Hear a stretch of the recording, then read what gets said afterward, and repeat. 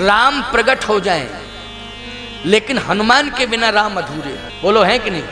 हनुमान के बिना राम अधूरे हैं। और जिस पद्धति से परब्रह्म परमात्मा का प्रादुर्भाव होना है, याद रखना, उसी यज्ञ की पद्धति से ही हनुमान का प्रादुर्भाव होना है। सांसारिकता से कहीं कोई न राम के जन्म का हेतु है और न ही हनुमान के जन्म का हेतु है। कोई दैहिक संबंध नहीं है।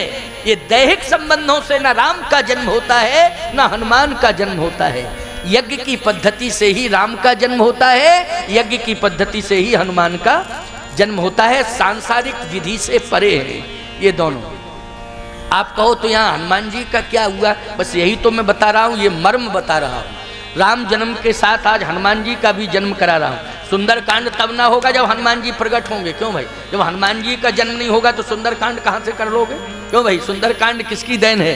हनुमान जी की देन है। जब हनुमान जी का जन्म होगा तब सुंदरकांड कर पाओगे। और हनुमान राम जन्म करा के हम चले जाएं, या कल किसी भक्त की कथा जैसे इच्छा प्रकट की गई है कि महाराज जी कल केवट प्रसंग हो जाए, तो मैंने कहा केवट प्रसंग तो हो ही जाएगा, क्योंकि भक्तों के कारण भगवान आते हैं। तो उसमें केवट मुख्य रूप से, पहला भक्त भगवान को केवट मिला जब भगवान ने यात्रा की खोजने की। क्योंकि खोज रहे हैं, राक्षसों को ही नहीं खोज रहे हैं, भगवान भक्तों को भी खोज रहे हैं। किसको खोज रहे हैं?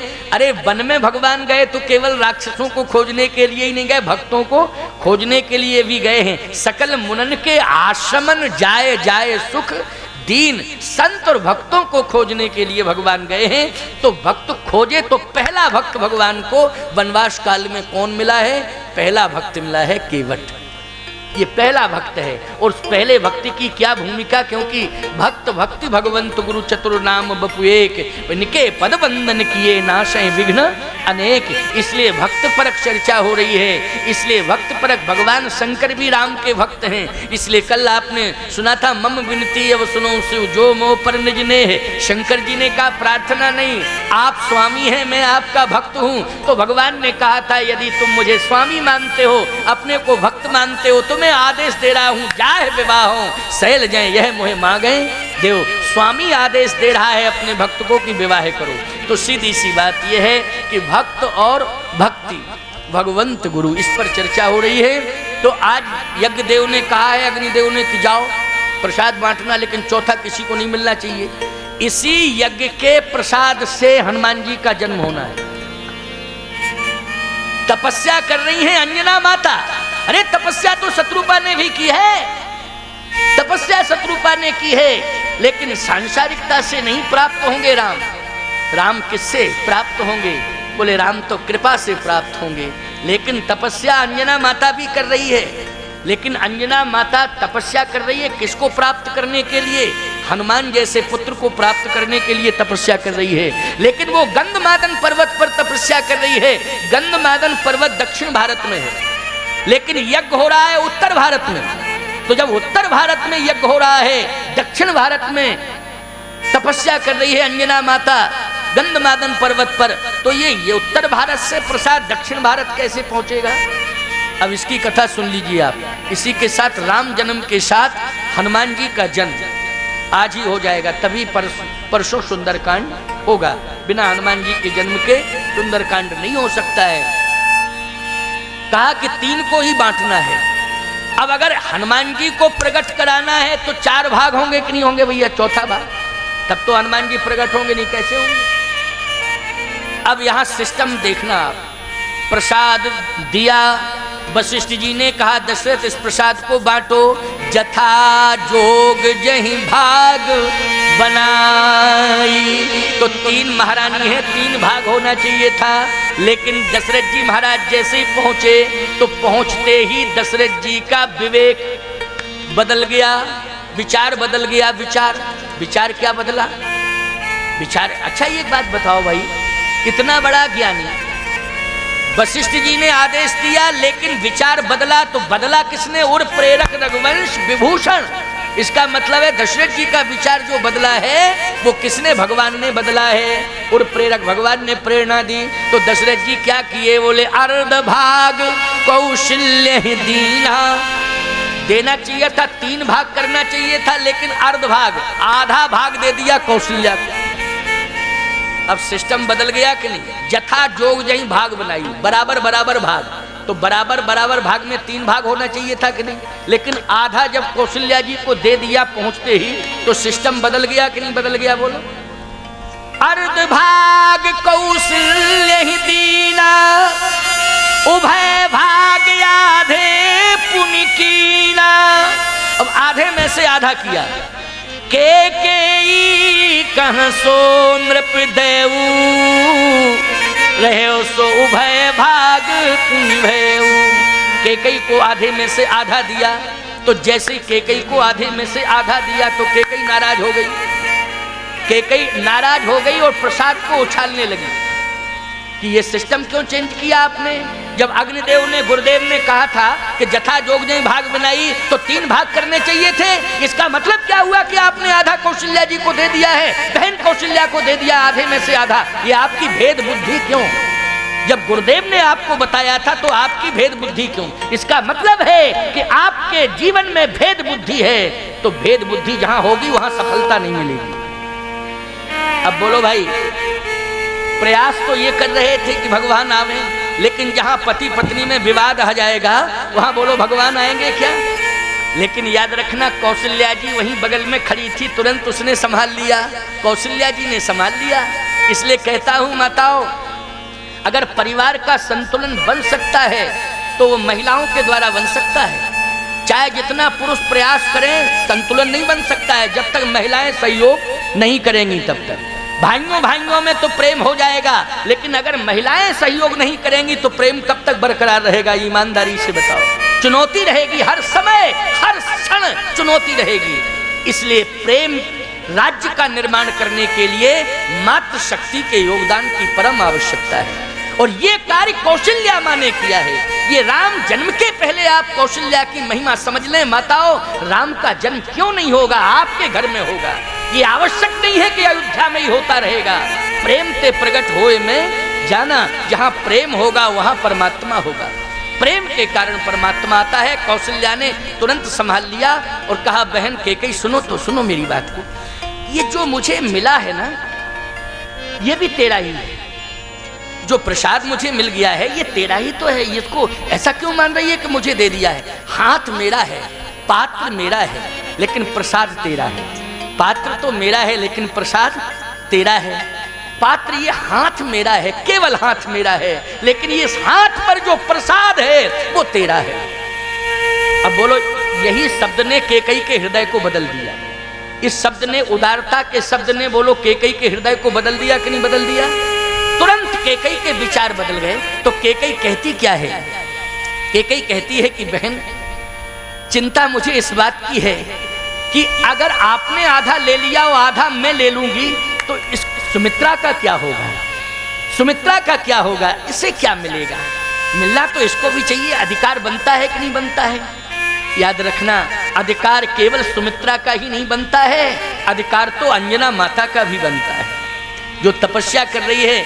हनुमान के बिना राम अधूरे हैं। यदि राम आ भी जाएंगे, जन्म भी हो जाएगा, तो बिना हनुमान के राम को सफलता मिलने वाली नहीं है। बिना हनुमान के राम अधूरा है। तपस्या कर रही है अंजना माता, अधिकार उसे भी है इस प्रसाद में, लेकिन वहां कैसे पहुंचे? अब सुनना जरा, ये बड़ा मार्मिक भाव है, मार्मिक प्रसंग है।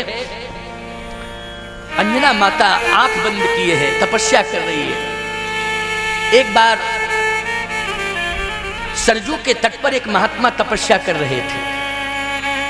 जब तपस्या पूर्ण होने वाली थी तो उसी समय इंद्र ने एक अप्सरा को भेज दिया, और जैसे वो इंद्र का आदेश पाकर के अप्सरा आई और महात्मा की तपस्या को भंग करने लगी, तो महात्मा को क्रोध आया और महात्मा ने क्रोध में आकर के उस अप्सरा को श्राप दे दिया। क्योंकि तपस्या में विक्षेप हुआ तो क्रोध आ गया महात्मा को, और महात्मा ने श्राप दे दिया। और ऐसा श्राप दिया कि शब्द निकल गए कि जा, मैं तुझे श्राप देता हूं कि तू पक्षी बन, और पक्षियों में भी अधम पक्षी बन। कोई तुझे छुएगा नहीं, तेरी तरफ देखेगा नहीं, और जो भी तेरी तरफ देखेगा उसके मन में तेरे प्रति उपेक्षा का भाव रहेगा। तो अप्सरा ने प्रणाम किया, माथा पटक दिया, मेरी कोई गलती नहीं है, लेकिन अधम पक्षी में कौन पक्षी? तो गीध अधम खग आमिष भोगी, गीध जो होता है वो अधम होता है कि नहीं? अच्छा, एक मादा में उसको गीधी भी बोलते हैं, उसको चील भी बोलते हैं, जो भी बोलते हैं, क्षेत्रीय भाषाएं अलग अलग हो जाती हैं, है ना। लेकिन अब वो आपके यहाँ क्या कहते हैं क्या नहीं कहते हैं, तो वो एक पक्षी, अधम पक्षी के रूप में, मादा पक्षी के रूप में वो वहाँ श्रापित हो गई। वो गीध जाति में वो मादा पक्षी बन गई, अधम। गीध सड़ा मांस खाता है, कोई उसकी ओर देखता नहीं है, यदि छू ले व्यक्ति तो पता नहीं गंगा स्नान करने जाना पड़ता है, क्यों जाना पड़ता है कि नहीं। तो इस तरह से अधम बना दिया उसे।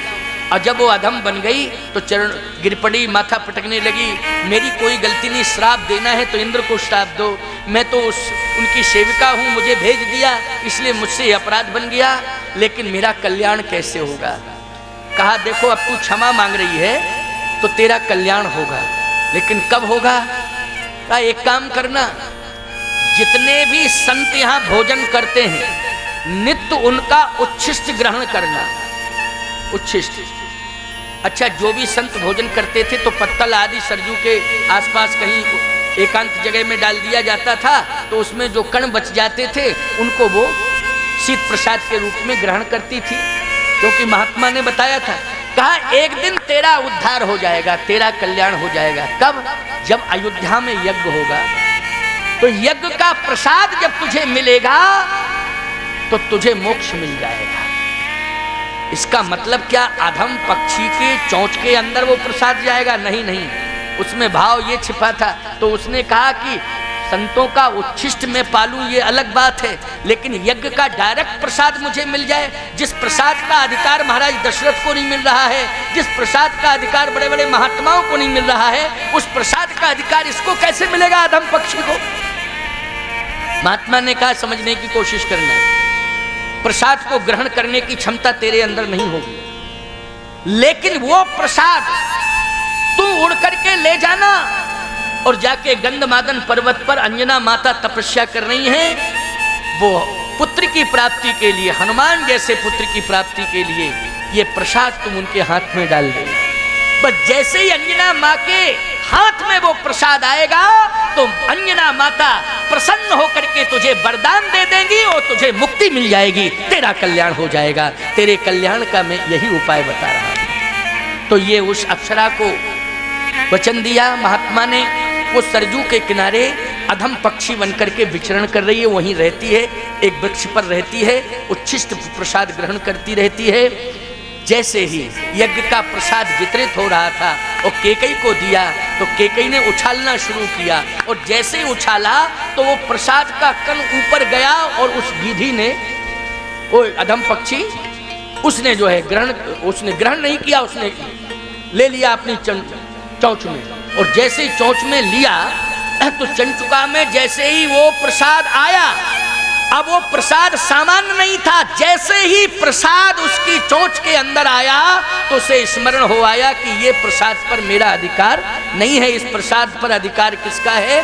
गंधमादन पर्वत पर तपस्या कर रही हैं अंजना माता, ये प्रसाद पर उन्हीं का अधिकार है। इसलिए तुरंत उड़ती है और प्रसन्नता महसूस करती है कि अब मेरा कल्याण होने वाला है, अब मुझे मोक्ष मिलने वाला है, अब मेरे ऊपर कृपा होने वाली है। तो सीधी उड़ करके जाती है वो अंजना माता, हाथ आंख बंद किए इस मुद्रा में बैठी हैं, हाथ पर हाथ रखे आंख बंद किए बैठी हैं, और जैसे ही वो गीधी पहुंचती है, वो अधम पक्षी, मादा पक्षी पहुंचती है, और जैसे ही उसने वो प्रसाद अंजना माता के हाथ पर रखा और आंख खुल गई और प्रसाद को देखा तो पूरी अयोध्या का दर्शन हो गया। अंजना माता को यज्ञ का दर्शन हो गया, अग्निदेव प्रसाद दे रहे हैं वो भी दर्शन हुआ, और प्रसाद बांटा जा रहा है दशरथ जी के द्वारा वो भी देखा, केकई ने प्रसाद को उछाला वो भी देखा, और प्रसाद अयोध्या से लेकर के ये पक्षी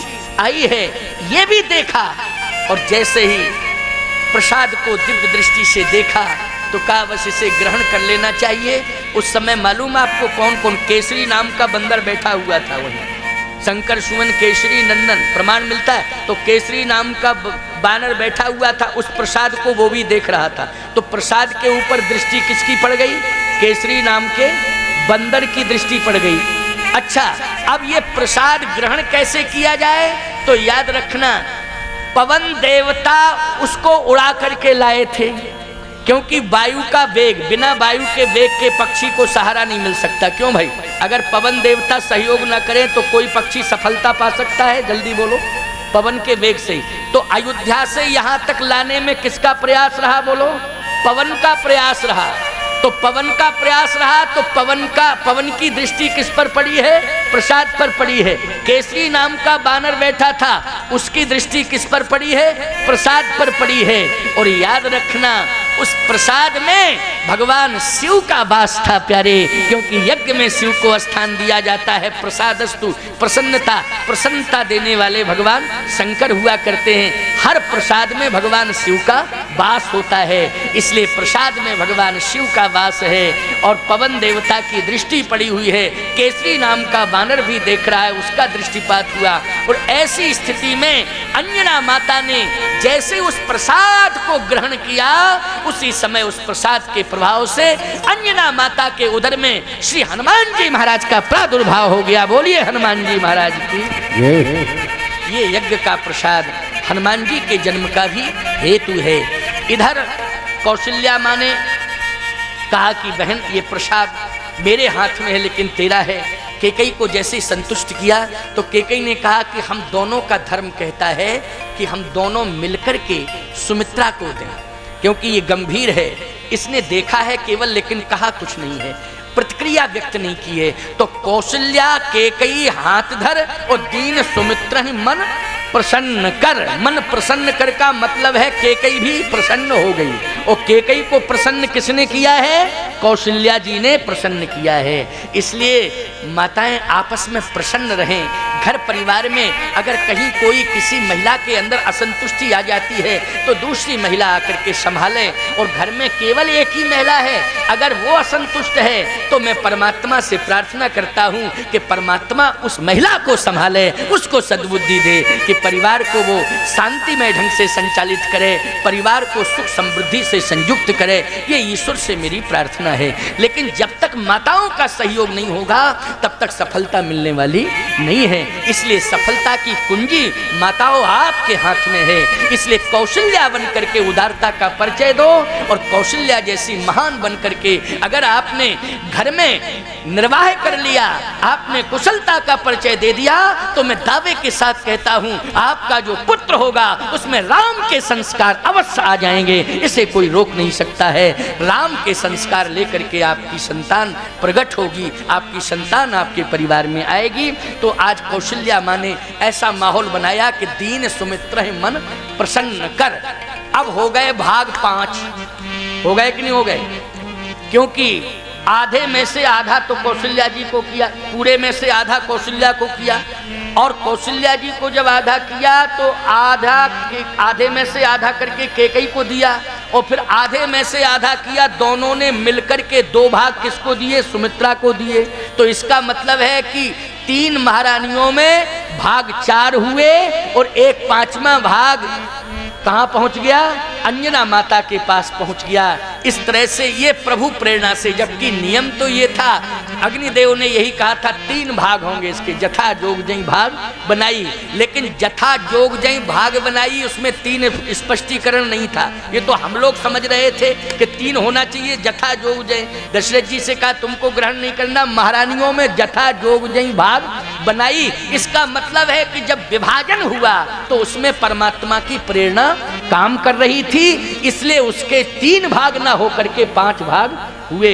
और 5 भाग का परिणाम ये हुआ कि 4 राजकुमार हुए और 5 में अनंत बलवंत पवन कुमार हुए हैं। इसलिए पवन पुत्र हनुमान जी महाराज की जय।